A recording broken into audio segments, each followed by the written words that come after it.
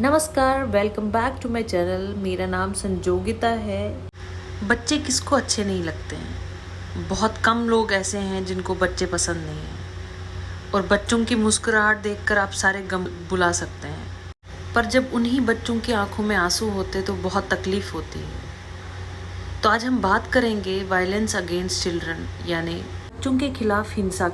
बच्चों के खिलाफ हिंसा में वो हर एक हिंसा शामिल है जो एक बच्चे के खिलाफ उसके माँ बाप द्वारा या केयर टेकर द्वारा या कोई और अजनबी द्वारा किया जा रहा है। आपको जान के हैरानी होगी कि पूरी दुनिया में 1 बिलियन बच्चे ऐसे हैं जिनकी उम्र 2 से 17 साल है और उन लोगों ने किसी न किसी रूप में हिंसा को झेला है, इस अपमान को झेला है।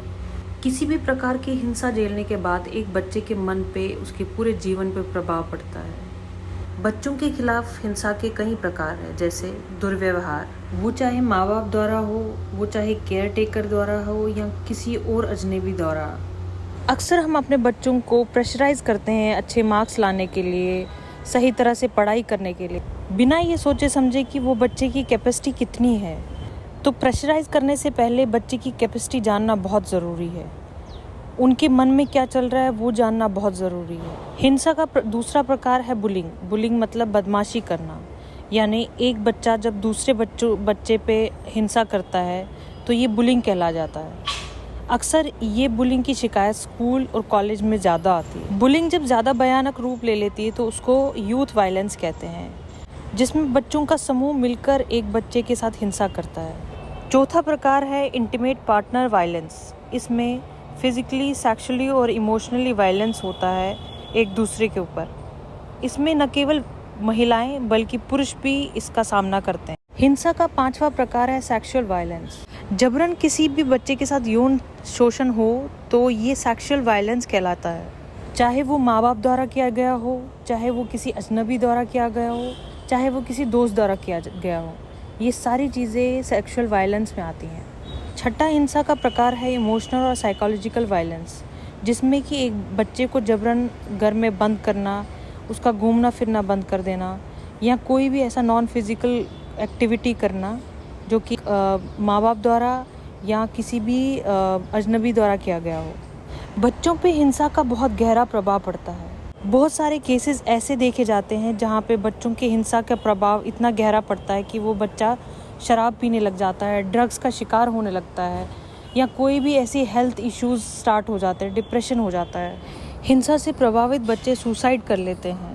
बहुत सारे ऐसे केसेस सामने आए हैं जहाँ पे हिंसा से प्रभावित होने के कारण वो अपना मानसिक संतुलन खो बैठे हैं। हिंसा का शिकार अक्सर वो बच्चे ज़्यादा होते हैं जिनका घर परिवार इतना ज़्यादा स्ट्रॉन्ग नहीं होता है, जिनका बैकग्राउंड इतना स्ट्रॉन्ग नहीं होता है, या यूँ कहें कि जिनके घर वाले ज़्यादा शिक्षित नहीं होते हैं। वो बच्चे जिनके माँ बाप किसी भी हेल्थ इशू से सफ़र कर रहे हों या जिनके माँ बाप शराब या कोई और ड्रग लेते हों, ऐसे बच्चे हिंसा का शिकार अक्सर हो जाते हैं। वो बच्चे जिनको अपने माँ बाप से ज़्यादा लगाव नहीं होता है, अच्छे संस्कारों की कमी के कारण, माँ बाप के आपसी मतभेद के कारण, या जिनकी जल्दी या ज़बरदस्ती शादी हुई हो। हमारा समाज भी ऐसे कई हिंसाओं को जन्म देता है जिसके कारण बच्चों को हिंसा झेलनी पड़ती है, जैसे लड़का लड़की में भेदभाव, जाति विभाजन, सामाजिक सुरक्षा का अभाव, नेचुरल डिजास्टर इत्यादि।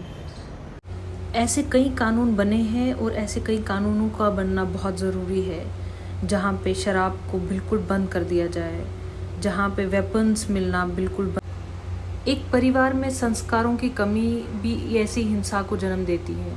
तो माँ बाप को चाहिए अच्छे संस्कार अपने बच्चों को दें, एक दोस्त की तरह अपने बच्चों की परेशानियां समझें और सुनें, उनकी कैपेसिटी समझें और उस हिसाब से उनकी पढ़ाई पे ध्यान दें। हर एक बच्चा डॉक्टर, इंजीनियर या साइंटिस्ट नहीं बन सकता। हर एक बच्चे की अपनी एक क्षमता होती है। छोटी उम्र में शादी करवा देना ये भी एक हिंसा का रूप है। हिंसाओं का अंत बहुत ज़रूरी है, वरना हमारे बच्चे ऐसे हिंसाओं का शिकार होते रहेंगे। अंत में बस इतनी आपसे गुजारिश है कि अपने बच्चों को खुशी दें, हंसी दें, उनको जीने दें, अपने देश के भविष्य को बचाएं। तो आज के लिए बस इतना ही। अगर आपको हमारा वीडियो पसंद आया तो प्लीज़ हमारे वीडियो को लाइक कीजिए, शेयर कीजिए और कमेंट कीजिए। और अगर अभी तक हमारे चैनल को आपने सब्सक्राइब नहीं किया तो कृपया हमारे चैनल को सब्सक्राइब कीजिए। तो जल्दी मिलते हैं हमारे एक नए वीडियो के साथ। तब तक के लिए नमस्कार।